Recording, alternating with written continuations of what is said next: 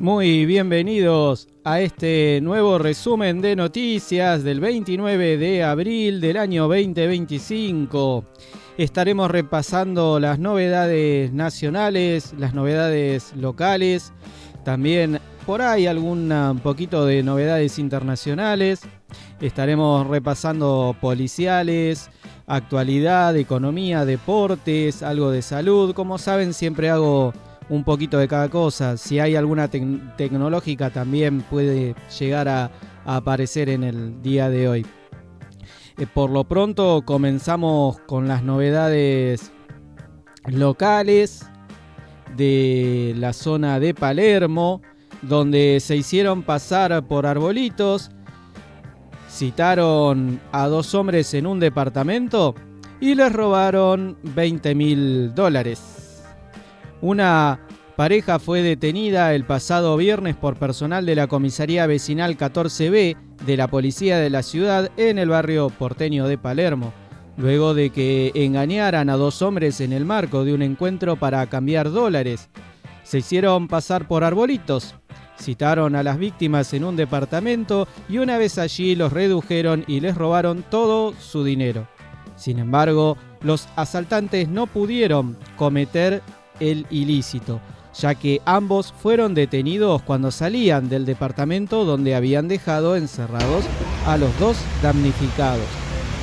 Fuentes policiales consultadas por Infobae precisaron que el hecho ocurrió en horas de la tarde, alrededor de las 15:50, cuando los efectivos de la citada seccional policial se desplazaron hasta una torre ubicada en Ortega y Gasset al 1600, a causa de un llamado al 911 que denunciaba un robo con autores en el lugar.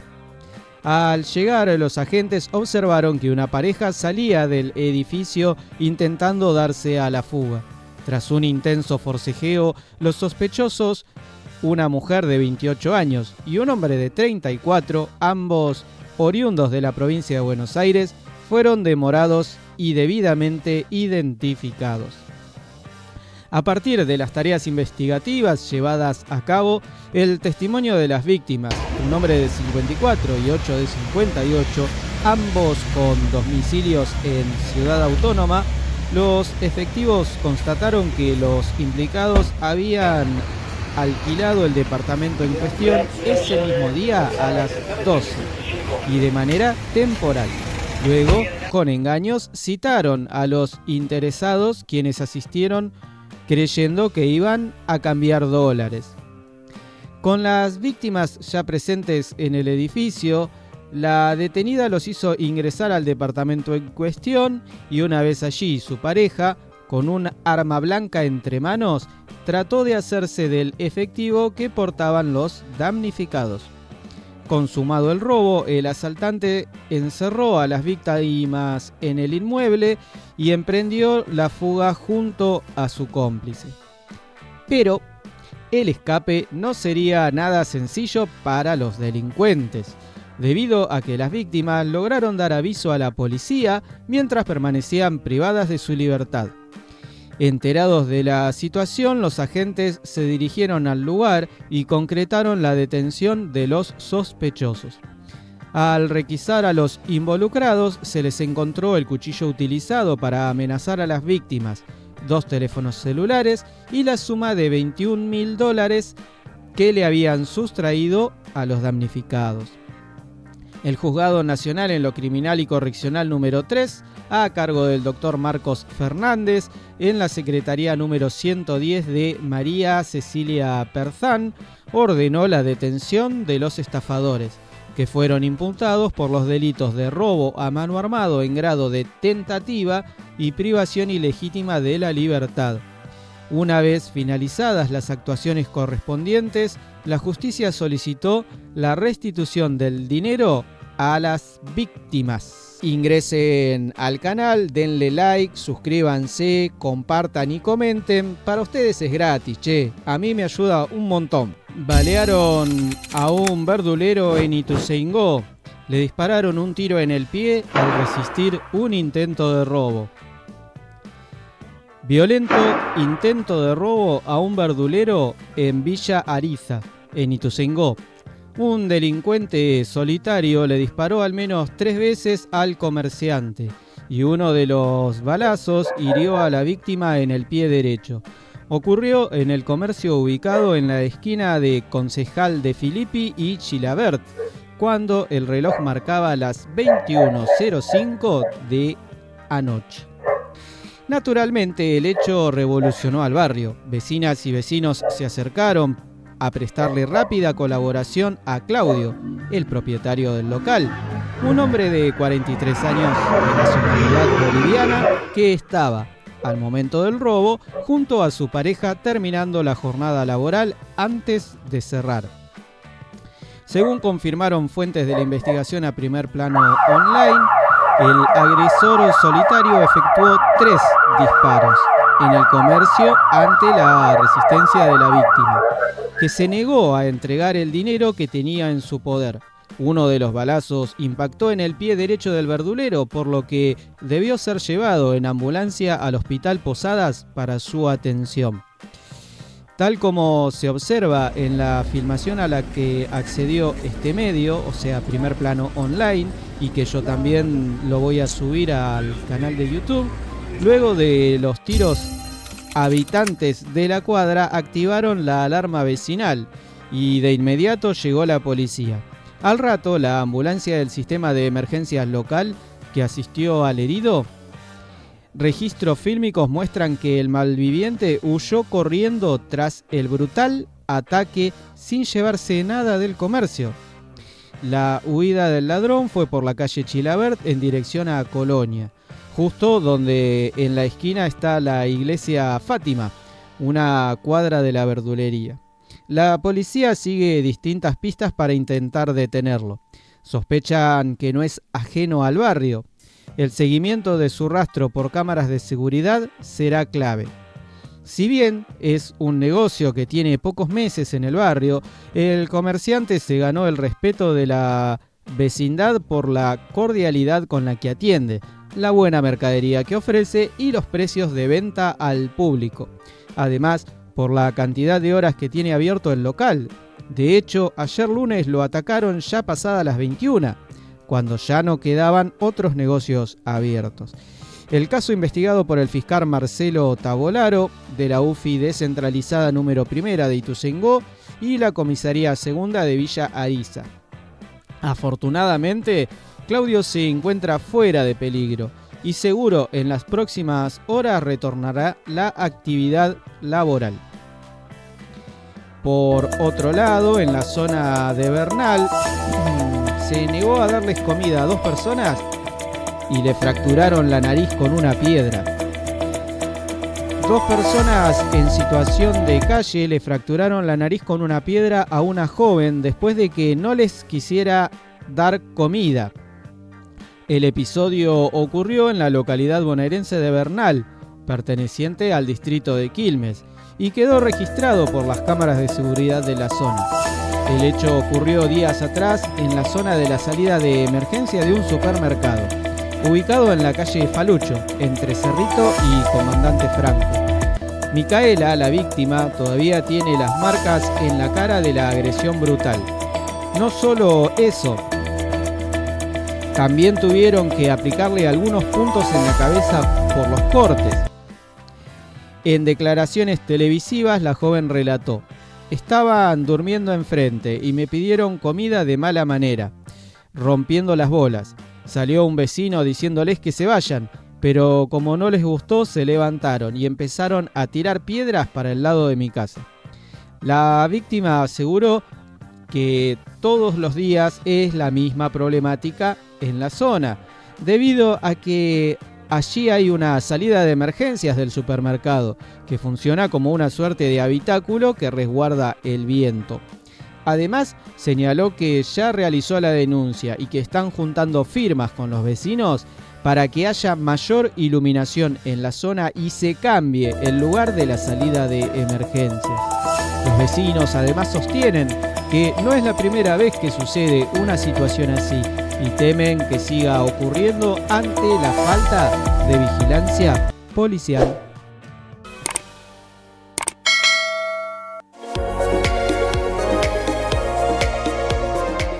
Merlo Inclusivo. Ya se encuentran abiertas las inscripciones a Merlo Inclusivo 2025. Actividades deportivas y recreativas para personas con discapacidad. La Subsecretaría de Deportes te invita a participar. Ingresa a www.merlo.gov.ar/Merlo Inclusivo. Gobierno del Pueblo de Merlo. Gustavo Menéndez, Intendente. Taller de Electricidad Rossi. Reparación, burros de arranque, alternadores, instalaciones eléctricas en vehículos y maquinarias rurales. Ruta 21, esquina Iriarte. Teléfono 0220-492-5378 de Jorge Rossi. AM 1530, la voz del futuro. Nuestra página web www.am1530.com.ar. Te acompañamos donde quiera que vayas.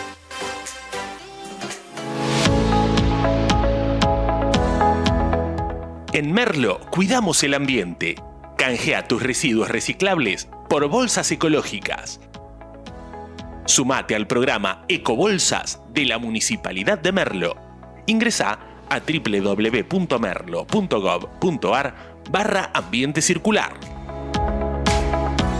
Gobierno del Pueblo de Merlo. Gustavo Menéndez, Intendente.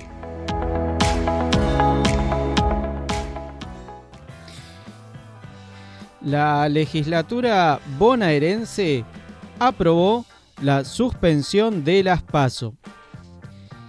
La legislatura de la provincia de Buenos Aires aprobó este lunes la suspensión de las PASO bonaerenses, elecciones que estaban previstas para el próximo 13 de julio. Se votará entonces directamente el 7 de septiembre, fecha prevista para la realización de las elecciones generales. De esta manera habrá 2 votaciones este año en este territorio: los comicios provinciales y los nacionales, el 26 de octubre. La suspensión de las PASO se aprobó con una mayoría de más de 2/3, pero no hubo unanimidad. No acompañaron la iniciativa ni el Frente de Izquierda ni Lucía Klug, diputada aliada de Juan Grabois. La sesión, que había sido postergada la semana pasada por la muerte del Papa Francisco, dio inicio además a una negociación clave para modificar los plazos establecidos en el artículo 61 de la Ley Electoral 5109. Suspendidas las PASOs, es imprescindible contar con los nuevos plazos acorde a las condiciones materiales de hoy. Algunos, como las hienas, se revuelcan en el barro. La Junta Electoral está diciendo que requiere más plazo que los que quedan vigentes después de la suspensión de las PASO, planteó el diputado Gustavo Pulti, una de los representantes del sector que responde al gobernador Axel Kicillof dentro del bloque de Unión por la Patria. La referencia tiene que ver con que antes de la sesión de hoy hubo una reunión en la Junta Electoral de la provincia para ajustar el calendario a la que no asistieron las autoridades del kirchnerismo, marcando así que no tiene voluntad de cooperar con el pedido del mandatario provincial para organizar el proceso con plazos que permitan garantizar la viabilidad de las elecciones anticipadas en este territorio. Es que la actual legislación fija un intervalo de 30 días entre el cierre de listas y los comicios, mientras que la Junta Electoral sugiere ampliar ese periodo a 50 días. Kicillof había propuesto en su proyecto original una distancia de 70 días. La reforma busca adaptarse a dificultades que enfrentan el organismo para fiscalizar el proceso electoral con los tiempos previstos en una ley dictada en la década de 1940. La presidenta de la Junta Electoral de la provincia, Hilda Kogan, se encontró este mediodía con la ausencia de los presidentes de los bloques de Unión por la Patria en el Senado, Teresa García, y en diputados Facundo Tignanelli. quienes faltaron a la reunión convocada en el Palacio de Tribunales antes de la sesión en la legislatura. En cambio, sí asistieron Gustavo Cuero, Fabián Loaiza, Laura Cano, Agustín Maspoli, Carlos Kikuchi, Sergio Vargas, Guillermo Pacagnini, Maricel Echecoin, Cristian Girbaudo, Carlos Curestis, Joaquín de la Torre, Juan José Esper y Fernando Compagnoni. Como sabemos, estamos ante una circunstancia singular de cara a las próximas elecciones en la provincia de Buenos Aires, declaró Kogan ante los asistentes. En esta instancia, la adecuada organización y resolución de aspectos operativos cumple un papel central en el proceso electoral, agregó. Por ello, desde la Junta Electoral propiciamos esta reunión para abordar cuestiones técnicas en conjunto con los partidos políticos. Deben ser consideradas con el objetivo de garantizar que todo el pueblo de la provincia vote con tranquilidad, destacó. La presidenta de la Junta Electoral ya había anticipado que es materialmente imposible organizar la elección del 7 de septiembre sin modificar los plazos vigentes. En tanto, este martes está prevista una reunión en la Comisión de Reforma Política de Diputados, donde expondrán las autoridades de la Junta Electoral. Kogan encabezará la presentación, acompañada por la vicegobernadora Verónica Magario y el presidente de la Cámara de Diputados, Alexis Guerrera. Una noticia para aquellos que usan combustible, aquellos que su día a día es consumir combustible en sus respectivos vehículos, claro está. Nunca está mal pensado que cuando digo consumir combustible está pensando en otra cosa. Pero bueno, sabemos que el que consume combustible es para su vehículo. YPF bajará 4% los precios de la nafta y el gasoil a partir del jueves. La petrolera YPF, que controla más del 50% del mercado de expendio de combustibles en Argentina, anunció que a partir de este jueves, el 1 de mayo, implementará una baja de 4% promedio en los precios de la nafta y el gasoil en todo el país. Así lo comunicó su CEO y presidente, Horacio Marín, durante una entrevista concedida a Eduardo Feynman en Radio Mitre, de medidas que buscan adecuar su política comercial a la evolución de variables económicas locales e internacionales. A partir del 1 de mayo, que es Día del Trabajador, el promedio de los combustibles YPF lo va a bajar 4%, afirmó Marín. Esta nueva reducción en el precio de los combustibles constituye la segunda en menos de un año. En octubre de 2024, YPF ya había efectuado un ajuste a la baja en consonancia con cambios en el mercado global de petróleo y condiciones internas de la economía argentina.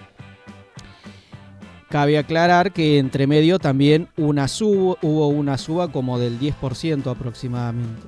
Es la segunda vez que yo lo hago. La otra vez bajé como 5, pero después hubo un aumento de impuestos que terminó siendo 1 en 2. Agregó el CEO de YPF al recordar la anterior baja. Acá de lo que él está hablando es de que planificaba una baja del 5%, pero justo como hubo un ajuste de los cambios de los impuestos, terminó siendo del 1,5% aproximadamente. Así que la baja prácticamente ni se notó. Y luego de esa baja subió como un 10%. De acuerdo con lo informado por la compañía, la decisión de bajar nuevamente los precios se enmarca en el monitoreo constante de variables clave, como el valor internacional del Brent, el tipo de cambio, la carga impositiva y el precio de los biocombustibles. Estos elementos son evaluados permanentemente para definir la política de precios de la firma. Tenemos un compromiso tácito que tenemos nosotros en YPF con todos los consumidores, que cuando hay que bajar la nafta, la bajamos. pero cuando hay que subirla, también la vamos a subir, subrayó Marín. También hay que entender que se dan todas estas características internacionales de precios y demás, y también en la baja de consumo. El consumo de combustible viene en baja desde hace varios meses ya. Uno de los factores que influyó en esta decisión fue la cotización internacional del Brent, que es tomado como referencia para los precios de los combustibles en el mercado argentino. A modo de información, comento que el Brent es el precio del barril que se piensa extraer a futuro, es decir, la cantidad de barriles que hay. Eso marca una tendencia de demanda. En los últimos meses, el barril de Brent mostró una tendencia a la baja, situándose en niveles más bajos respecto a los picos registrados durante 2022 y principios de 2023. Según el precio del petróleo, según el Brent, es que tomamos decisiones. Hay 4 parámetros: el tipo de cambio, el precio del petróleo, impuestos y precios de biocombustibles, explicó el titular de la petrolera. Si recuerdan bien, acá en AM 1530 informamos la baja del precio del barril del petróleo, casi si recuerdo bien, era entre un 12%, porque se había descubierto más petróleo, se había podido comercializar petróleo de otros lados, entonces cae la demanda internacional, por ende cae el precio. La disminución en el precio de petróleo se explica en parte por una desaceleración de la demanda global, sumada a una mayor producción de países fuera de la OPEP y la estabilidad alcanzada en algunos conflictos geopolíticos que habían tensionado el mercado. Es decir, las guerras que hay en estos momentos habían hecho que, el precio suba un poco porque no se podía comercializar del todo bien. Como esos cambios se estabilizaron, eso es lo que explica acá. YPF explicó en varias ocasiones que la actualización de precios responde no solo al movimiento del Brent, sino también al análisis de otros componentes del costo de los combustibles. Entre ellos destacan el tipo de cambio. La variación del dólar oficial tiene un impacto directo en el precio de importación de insumos y en los costos logísticos de la industria. La carga impositiva. Los impuestos aplicados sobre los combustibles representan una parte significativa del precio final, por lo que cualquier modificación normativa o actualización en los gravámenes influye en la política de precios. El precio de los biocombustibles. Los biocombustibles son mezclados con la nafta y el gasoil en proporciones reguladas por el Estado. Su valor de mercado y cualquier cambio en las disposiciones vigentes afectan el costo final de los productos. Con este enfoque, YPF busca mantener un equilibrio entre la competitividad de sus precios y la sustentabilidad económica de su operación. En resúmenes de cuentas, todos estos factores distintos hacen que se pueda lograr una baja del precio del combustible, que dicho sea de paso, no alcanza a ser una baja suficiente para retrotraer el precio anterior, pero al menos una baja es una baja. Continuando con lo que afecta el bolsillo de las personas, en este caso de algunos infractores de tránsito, la licencia de conducir sin vencimiento digital, ¿cómo se cobrarán las multas de tránsito impagas? Dentro de las modificaciones que el gobierno implementó en el funcionamiento de los registros del automotor, una de las que más confusión generó en los usuarios es la que permite transferir un automóvil o motocicleta usados sin tener la obligación de cancelar las deudas de infracciones de tránsito. Desde que se implementó esta medida en 2024 hasta hace un mes, el hecho de que no fuera obligatorio pagar las multas para poder vender un vehículo solo dejó de ser un obstáculo para la operación entre particulares. Sin embargo, la deuda no queda cancelada con la transferencia y sigue quedando como pendiente de pago a nombre del infractor original. No cancelarla era un impedimento para poder renovar su licencia de conducir. En la reciente reforma de la Ley Nacional de Tránsito 24449, publicada en el decreto 196/2025, el pasado 18 de marzo, la licencia nacional de conducir cambió su condición, ya que ahora es digital y no tiene vencimiento, sino solo una actualización del estado psicofísico que se realiza según la edad del titular. Esta actualización de datos deberá hacerse cada 5 años para las personas entre 17 y 65 años de edad, cada 3 años para las personas entre 65 y 70. Sin embargo, en cualquiera de los casos, las infracciones de tránsito quedaron en una zona muy confusa para los usuarios. Al renovarse el estado psicofísico, lo que se está haciendo es una renovación del estado de la licencia habilitante, ya que se está modificando, actualizando los datos registrados de cada conductor. En esa instancia, si hubiera infracciones de tránsito impagas, el trámite no podrá completarse del mismo modo que ocurriría anteriormente con las licencias físicas. El único cambio es el hecho de ser digitales, explicaron desde el gobierno.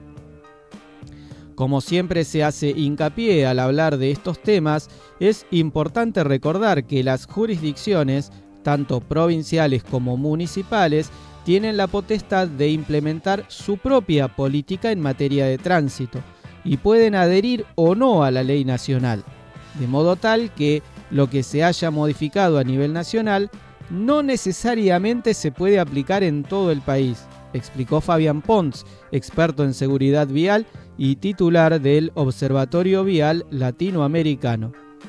Si el infractor no paga las infracciones de tránsito, estas tienen una fecha de caducidad, según estipula la ley de tránsito.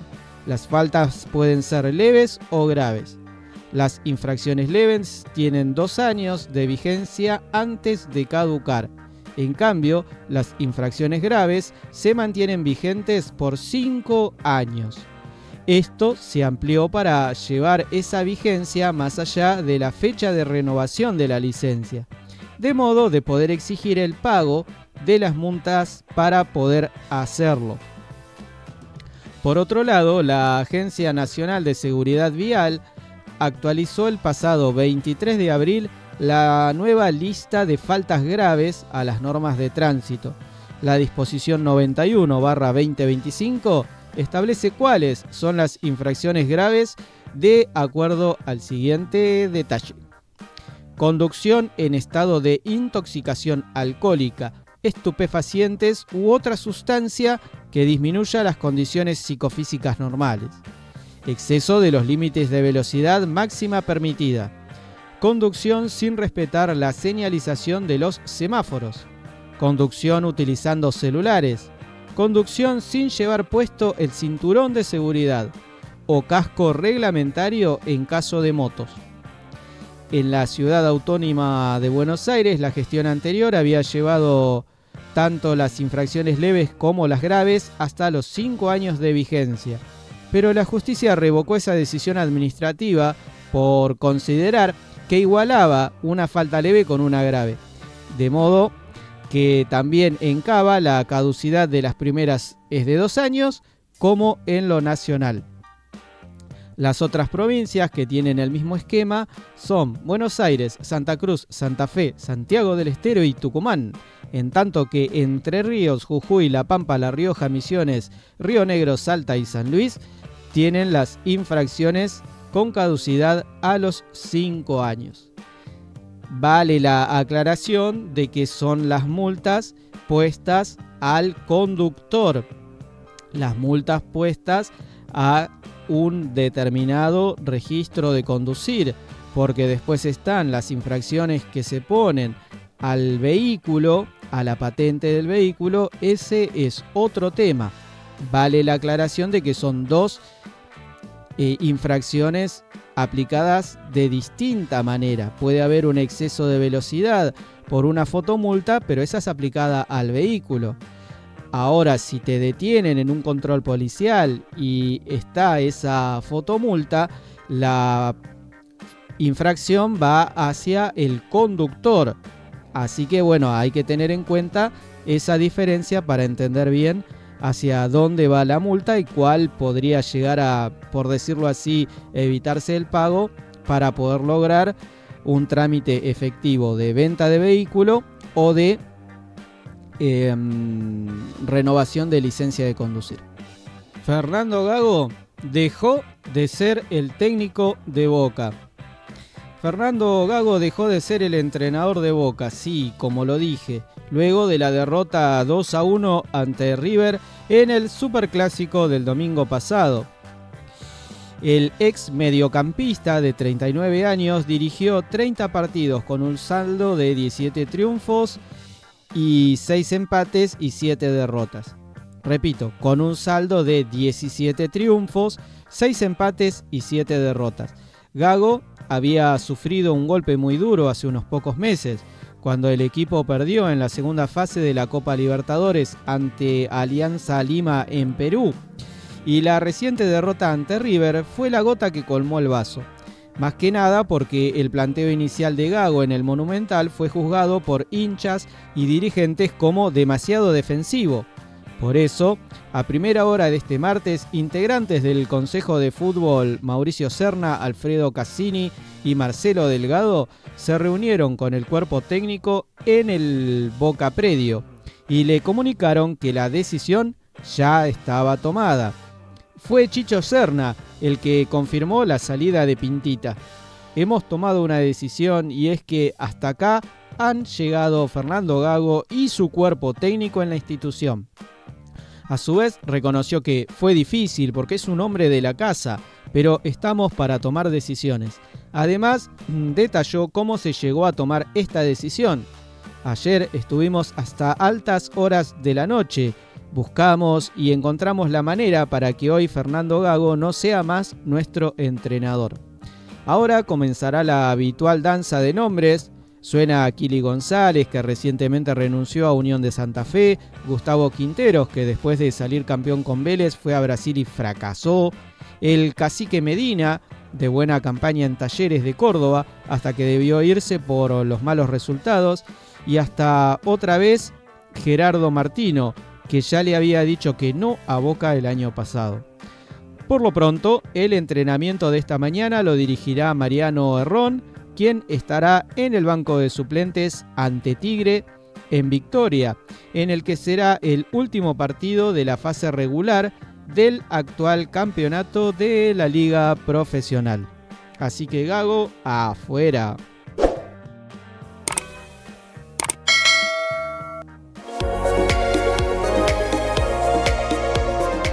Merlo Inclusivo. Ya se encuentran abiertas las inscripciones a Merlo Inclusivo 2025. Actividades deportivas y recreativas para personas con discapacidad.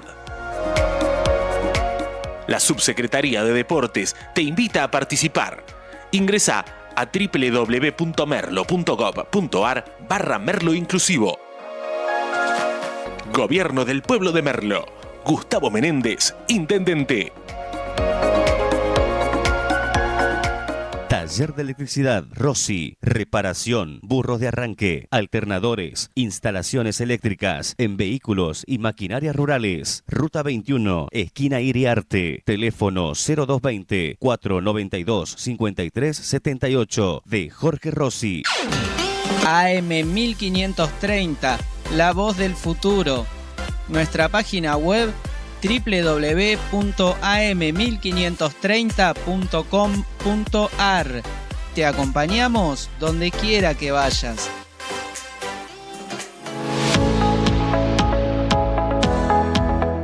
En Merlo cuidamos el ambiente. Canjea tus residuos reciclables por bolsas ecológicas. Sumate al programa Ecobolsas de la Municipalidad de Merlo. Ingresá a www.merlo.gov.ar/ambiente circular. Gobierno del Pueblo de Merlo. Gustavo Menéndez, Intendente.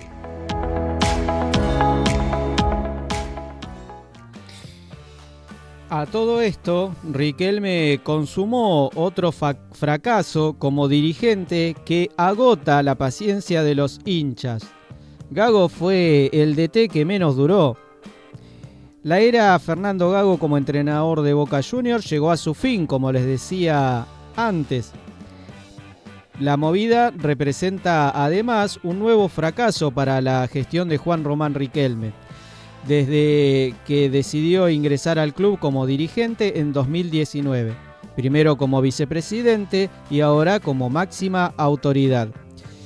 Gago fue el sexto director técnico elegido por Román y el que menos duró, apenas 197 días. Los constantes yerros de la dirigencia de Boca genera tensiones y malestar entre los socios, incluso entre muchos que votaron a Riquelme en las elecciones de 2023. La etapa política de Riquelme comenzó cuando asumió el rol de vicepresidente segundo de Jorge Amor Ameal en diciembre del 19. Tomó el mando del fútbol con la creación del Consejo y la primera decisión que encaminó fue la de darle a Miguel Ángel Russo el cargo de entrenador principal, apenas unos pocos días después de las elecciones.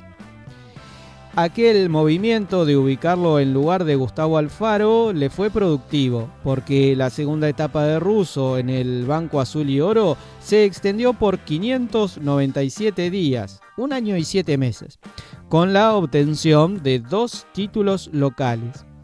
El DT que más duró en la gestión de Riquelme llevó al equipo a obtener la Copa Diego Maradona y la Superliga Profesional. Permaneció durante 59 partidos y cosechó 29 victorias, 17 igualdades y 11 caídas. Porcentaje de 61%. Una eliminación de la Copa Libertadores 2022 fue lo que impulsó su salida aquel 6 de julio de 2022. Boca perdió por penales ante Corinthians en octavos de final y pinchó la ilusión de conseguir la séptima otro año más. Pasó 323 días al mando. La de Bataglia fue la primera salida que generó controversia en el mundo Boca, bajo la gestión del histórico ídolo como líder del Consejo de Fútbol. No me parece que sea la forma. Hubiese estado bueno que haya sido de otra manera. No estuvo bien, está claro que no estuvo bien. Quedó a la vista de todos que no estuvo bien, expresó años más tarde Sebastián sobre aquel despido que se produjo en una estación de servicio. La línea de sucesión continuó con la misma filosofía en Boca, ya que el entrenador de la reserva, Hugo Ibarra, se sentó en el banco. El negro inició su ciclo oficial pocos días después de la salida de Bataglia, en julio del 2022, y fue despedido a fines de marzo de 2023 tras 260 días en el puesto, 8 meses. El ex lateral del club tuvo 36 partidos al frente del equipo con 20 victorias, 7 empates y 9 derrotas. 62% de efectividad. Fue campeón de la Liga Profesional y la Supercopa Argentina. Mariano Herrón tomó el mando como interino durante 3 partidos en ese tramo, mientras se definía el reemplazante. Goleó 3-0 a Barraca Central por el torneo local, empató 0-0 con Monagas por la Libertadores y cayó 2-1 en la Bombonera, frente a Colón de Santa Fe. El designado entonces fue Jorge Almirón, la cuarta elección oficial de Riquelme. Asumió en abril de 2023 el mando y tuvo un paso breve, pero muy significativo. Si bien renunció 6 meses más tarde, permaneció 209 días en el cargo. Fue quien estuvo más cerca de darle a la gestión de Román la preciada Copa Libertadores. Perdió la final de la versión 2023 ante Fluminense en el Estadio Maracaná. Su breve pero vibrante estadía lo vio dirigir 43 encuentros con 17 éxitos, 13 igualdades y 13 caídas. 50% de efectividad. Fue al mismo tiempo el primer DT que no cosechó ningún título desde que Román se hizo cargo de diseñar los aspectos del fútbol del club. Esta renuncia del DT tras caer en la definición de la Copa no pareció golpear. De todos modos, la proyección dirigencial de Riquelme ganó las elecciones semana más tarde y se convirtió formalmente en el presidente de la entidad hasta 2027. Durante ese lapso, Herrón se hizo cargo del cierre de la temporada como interino una vez más, con un empate 1-1 ante San Lorenzo por la Liga Profesional, una victoria 1-0 sobre Newell's por ese mismo certamen y una celebración 2-1 ante Godoy Cruz como visitante en el torneo local. Sin embargo, en ese tramo el Xeneize cayó en semifinales de la Copa Argentina contra Estudiantes de La Plata y vio escurrirse sus deseos de sacar pase a la Copa Libertadores 2024. La primera decisión del Román presidente llegó en los primeros días del 2024. Designó a Diego Martínez como líder del plantel profesional en enero de ese año. El Xeneize no jugó la Libertadores de esa temporada y debió enfocar sus deseos internacionales en la Copa Sudamericana. Pero Martínez tampoco cumplió con las expectativas y firmó su boleto de salida. 8 meses más tarde, 267 días, tras 45 partidos como DT, con 20 triunfos, 15 igualdades y 10 derrotas, 55% de efectividad. La derrota en semifinales de la Copa de la Liga ante Estudiantes de La Plata tras eliminar a River Plate previamente marcó un cachetazo que hilvanó meses más tarde la eliminación en los octavos de final de la Copa Sudamericana ante Cruzeiro y la derrota en el Superclásico contra el Millonario en la Bombonera, sumando también a los resultados deportivos una serie de conflictos internos, con el problema con Darío Benedetto como lo más significativo. Una vez más, fue Herrón el designado para tomar el barco mientras la dirigencia definía los pasos a seguir. Esta vez, el interino solamente estuvo como DT en el triunfo 1-0 sobre Argentinos Juniors en la Liga Profesional y rápidamente fue sustituido por Gago. Ya sabemos cómo fue la historia con Gago hasta el día de hoy, así que Riquelme afrontará en las próximas horas una decisión crucial. No se trata solo del nombre del próximo entrenador, sino de la llave que podría determinar su futuro como dirigente, pese a que faltan aún varios años para las próximas elecciones. La situación se grafica así entre los hinchas xeneices. La paciencia con Riquelme como dirigente se terminó. Le queda una última bala y si se vuelve a equivocar, no hay retorno. Esperemos que Riquelme logre encontrar la combinación de cosas que lleven a Boca a los triunfos, porque si no, su carrera en Boca podría verse complicada. Racing se lo dio vuelta a Defensa y Justicia y clasificó a los octavos del torneo local. Racing venció 2-1 a Defensa y Justicia en Florencio Varela, tras comenzar perdiendo y consiguió clasificar a los octavos de final del torneo Apertura. Francisco González puso en ventaja al Halcón, pero en los últimos 20 minutos Maximiliano Salas y Gastón Martirena dieron vuelta al partido para la Academia. El primer tiempo fue parejo, hubo pocas ocasiones, como el cabezazo de Ezequiel Canavo, jugador de Defensa y Justicia, que Gabriel Arias tapó y mandó la pelota al córner. El 0 se rompió en el comienzo del complemento. A los 9 minutos, en una jugada de Lucas González, con gambeta incluida a Santiago Sosa, el volante abrió la pelota para Francisco González, quien enganchó y remató de zurda un disparo que, con fortuna, se desvió en Di Césare y entró en el arco visitante. Es decir, un gol en contra por parte de Racing. Debajo, en el resultado, Gustavo Costas decidió mover el banco. A los 15 del segundo tiempo, Richard Sánchez debutó con la celeste y blanca. El paraguayo llegó a principios de marzo por $3 millones, pero ciertos problemas físicos aplazaron su estreno en la academia. A 20 minutos del final, la visita acomodó el rumbo. Adrián Toto Fernández, que había ingresado poco tiempo atrás, asistió a Maxi Salas, quien tras 2 o 3 enganches clavó la pelota en el ángulo derecho de Enrique Bologna e igualó el encuentro 1-1 en Florencio Varela. Un gol de Salas muy digno de ver, lindo de verlo varias veces, muy lindo gol. Producto del envión anímico por el empate, Racing entró en una dinámica combativa y protagonista. Claro está que los cambios ayudaron a ese, por decirlo así, empujón. A los 36 minutos, Santiago Solari centró una pelota para Adrián Rocky Balboa, quien convirtió el segundo. Sin embargo, un offside previo de Gabriel Rojas invalidó el tanto. Pese al fuera de juego, el conjunto de Avellaneda no bajó los brazos. E instantes de que se cumpla el tiempo reglamentario, Salas cambió de frente un balón para Gastón Martirena y el uruguayo fue determinante, como bien marca su historia en el club. El lateral sacó un latigazo con su pierna derecha que entró bajo los 3 palos y selló la remontada y el 2-1 final.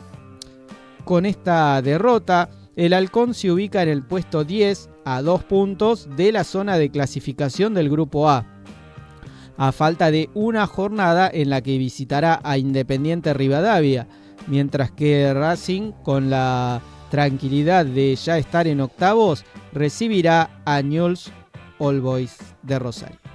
5 formas naturales para controlar antojos que están respaldadas por la ciencia. En un momento en que la ciencia avanza hacia soluciones cada vez más sofisticadas para el control del apetito y la regulación de la glucosa, el cuerpo humano aún conserva mecanismos propios que pueden activarse sin fármacos, sin medicamentos.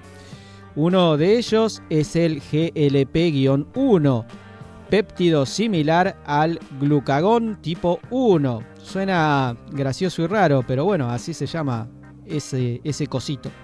Una hormona producida en el intestino que cumple un papel clave en la señalización de la saciedad, la regulación del azúcar en sangre y el equilibrio metabólico.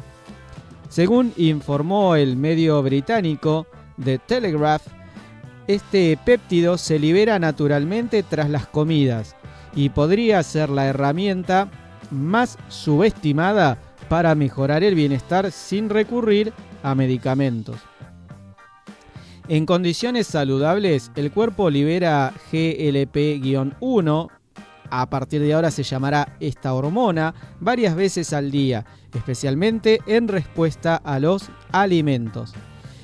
Al alcanzar su pico entre 45 y 60 minutos después de comer, esta hormona le comunica al cerebro que es momento de dejar de ingerir alimentos. Regula la insulina y modula el metabolismo energético.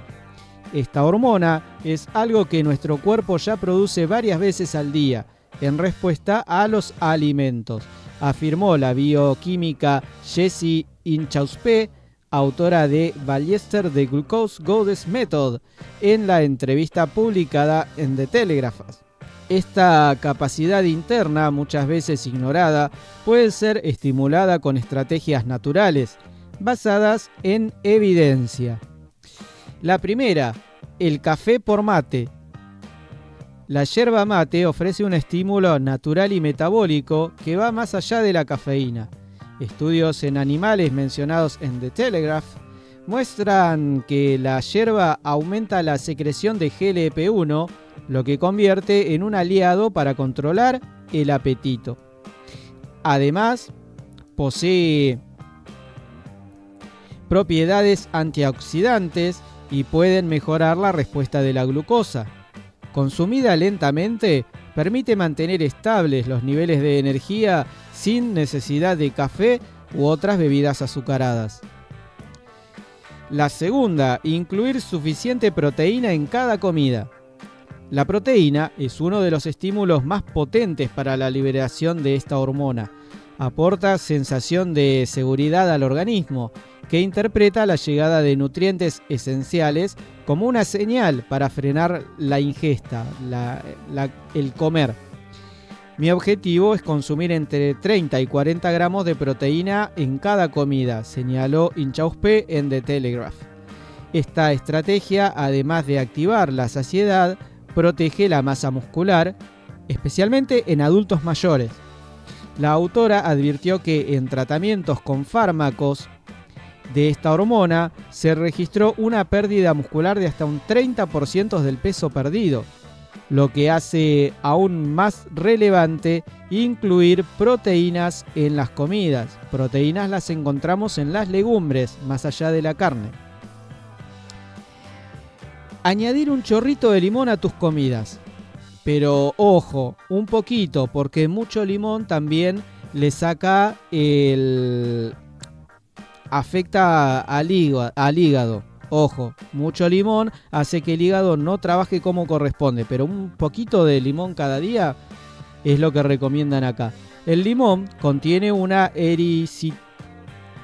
eriocitrina, un antioxidante que le da su color característico y que bien estimula la producción de esta hormona, aunque se necesita una gran cantidad de jugo puro para obtener una dosis efectiva. Existen alternativas, tranquilos. Un estudio citado por The Telegraph mostró que el consumo de eriocitrina concentrada puede aumentar un 22% los niveles de esta hormona en 3 meses. Para quienes no deseen recurrir a suplementos, un chorrito de limón en ensaladas, aderezos o guisos puede aportar beneficios moderados pero constantes. La cuarta, masticar lentamente y preferir alimentos enteros. Esto para los trabajadores es bastante difícil de lograr porque cuentan con poco tiempo para almorzar, pero bueno, los más beneficiados pueden practicarlo. Comer despacio es más que una recomendación de cortesía. Tiene efectos fisiológicos comprobados. La masticación prolongada aumenta la producción de esta hormona, al igual que el consumo de alimentos sólidos en lugar de líquidos o procesados. The Telegraph recogió una investigación que demostró cómo los alimentos masticables estimulan una mayor respuesta hormonal. Disminuir la velocidad al comer, dejar el tenedor entre bocado y bocado y evitar los batidos como reemplazo permanente pueden favorecer la saciedad temprana y sostenida. La quinta, comenzar la comida con vegetales ricos en fibra. El orden de los alimentos influye cómo responde al sistema digestivo. Las células L, sensores presentes en el intestino, liberan esta hormona cuando detectan fibra, grasas y proteínas. En este caso, contradice a la matemática. El orden sí altera el producto. Por eso, iniciar una comida con vegetales de hoja verde, rábanos o tomates puede marcar la diferencia. Un estudio citado por The Telegraph indicó que quienes consumen vegetales antes de los carbohidratos presentan niveles de esta hormona hasta un 38% más altos después de comer, comparado con quienes alteran ese orden. Además, la fibra vegetal ralentiza la absorción de azúcares, evitando picos de glucosa y prolongando la saciedad. Les recuerdo que el detalle de las notas llevadas al aire lo pueden encontrar en nuestra página de Facebook, am1530, La Voz del Futuro. Este programa lo llevo adelante de 9:45 a 11:30 aproximadamente, de lunes a sábado. Lo pueden encontrar en el aire de AM1530 en la zona de Pontevedra o lo pueden encontrar por stream. Este stream tiene programación musical y también incluye el horario de este programa. ¿Dónde encontrar ese stream? Con cualquier dispositivo que contenga navegador en am1530.com.ar. También pueden encontrar un resumen de estas noticias, novedades, en nuestro canal de YouTube, que cuando termino de editar el video por la tarde-noche, lo saco. ¿Por qué les podría interesar? Porque por ahí se perdieron algún detalle o quieren recomendarlo a alguien para que lo escuche porque les pareció interesante, o rememorar un ratito de compañía que nos hacemos. ¿Dónde encontrarlo? En nuestro canal de YouTube, AM1530 LB Son las siglas de La Voz del Futuro, claro está. Pueden también encontrarme en cualquier momento del día, si la noticia es de alto valor internacional, nacional o local, para mantenerlos actualizados e informados. Agradezco de todo corazón a todas las personas que me ayudan y hacen posible que este proyecto siga adelante. Agradezco mucho a los que me dan una mano para poder continuar. Les agradezco a ustedes por estar del otro lado. Si entran al canal de YouTube, recuerden darle like, comentar, suscribirse y compartir. Para ustedes es gratis y simple, y a mí me da una mano muy muy grande para continuar con este proyecto. Cuídense mucho, disfruten del clima. Hoy va a estar soleado pero fresquito. Hagan disfrutar a una persona o intenten hacer feliz a alguien. Sean buenas personas. Nos encontramos pronto. Hasta prontito.